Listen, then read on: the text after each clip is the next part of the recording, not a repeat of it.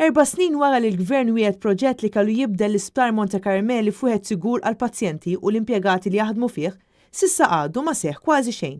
L-istruttura għadha waħda perikoluża u hemm riskju li jweġġgħu il-pazjenti u l-istaff, tant li xi swali kellhom jiġu evakwati minħabba soqfa li waslu biex iċedu. Kif jispjega Paul Paċ, President tal-MUMN, terza swali saħansitra spiċċaw ikkundannati.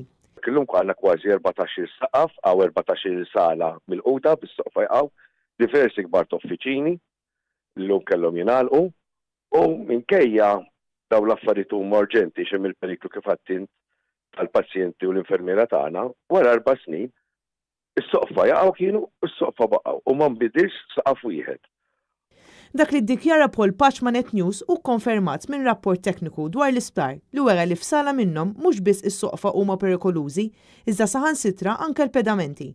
Dan hekk kif ixquq tant huma wisajn li l-istess rapport saħansitra jinnota li qed jgħaddu l-ġrieder minnhom.